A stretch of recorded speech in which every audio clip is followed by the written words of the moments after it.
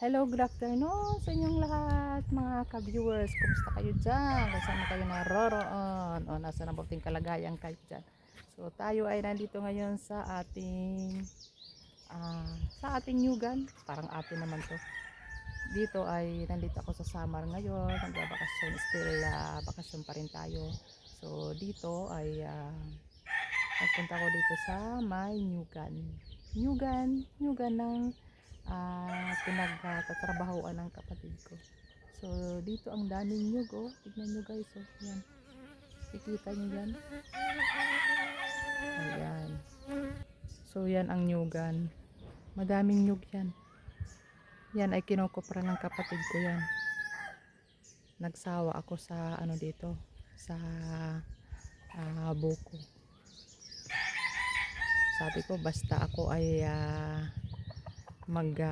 kakain ng buko ay yan, umaakyat siya na kumukuha ng buko. So nandito tayo. Itutur ko kayo ngayon sa sa Manukan. Manukan ito guys, dito mga Texas yung mga yan. Yan ay ang may-ari nito ay Vietnamese. So malawak ito. Ayan. Malawak yan. Ayan yung mga Texas. Alam nyo guys kung magkano ang Texas dito. Napakamahal. Yung may-ari ng Texas ay alam nyo kung magkano ang isang Texas na binibili niya. Pinakamura lang yan, 20,000, 40,000. Tingnan nyo guys, ayan yung Texas. So ayan, kikita nyo yan guys. So ayan, ang cute niya.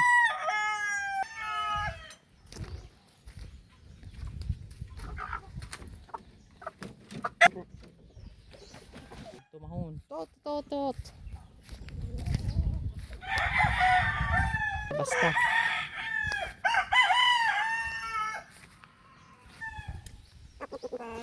Hulihin natin. Ayan, yan guys.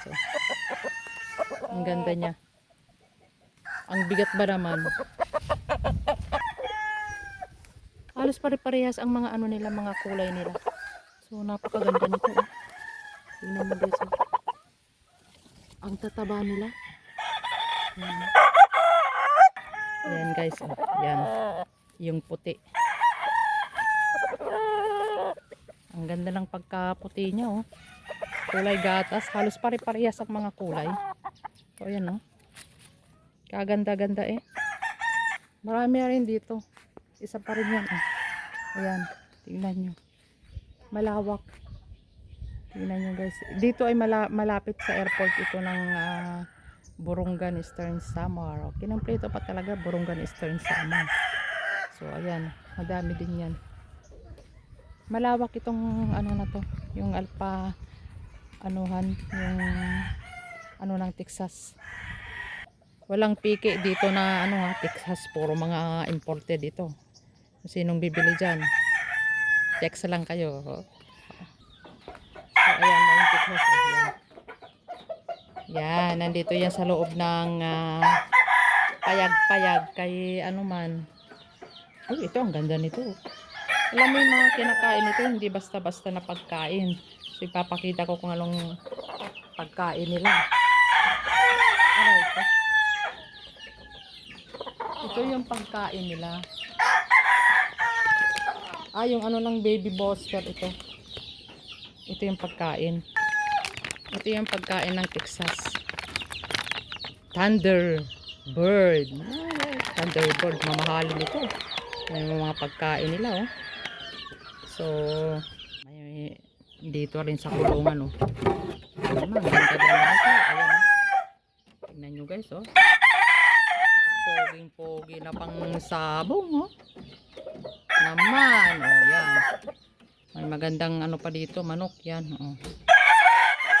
Magandang yan, yan siya. Yan ang halos lahat yan ay may laman yan. So, yan. Tingnan nyo, ayan. Pa yan? Mayroon pa yan dito. Papakita ko sa inyo yung mga sisiw. Hala! Ito yung itlog na to. Yan. Naka-incubator yung itlog niya. Ito ay hindi to ano na itlog. Texas na itlog ito. So ayan muna 21 days bago sila maipisa. So ngayon, andito na tayo sa ano, may napisa na. Ay, ang cute naman niya. Ayun, mayroong isa doon. Isa ba yan? May dalawa sila. Ayun, dalawa sila. Ayan. Ayan, dalawa sila. Ayan, naka-incubator na yan sila.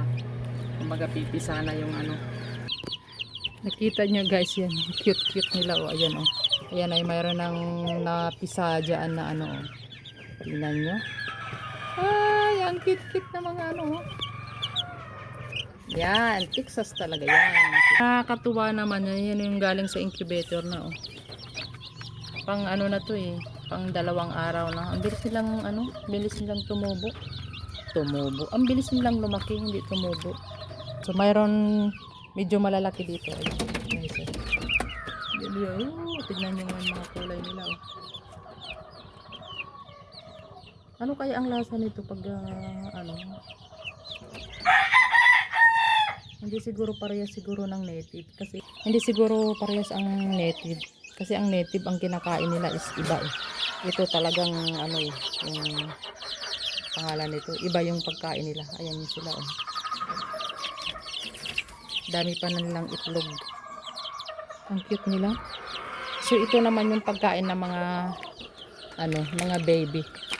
Yan ang pagkain nila. Baby stag booster. Yan palang ano lang, cute. So, ayan. Dito ako lagi nagtatambay. Kasi nga, ang signal dito is mas malakas. So, ayan yung mga nyugan. Ayan yung nga, dami-dami nyug dito sa Burungan halos. Kasi ang product nila dito, karamihan is ano, nyug. Kopras ang ano nila dito. Tignan nyo ang daming buko.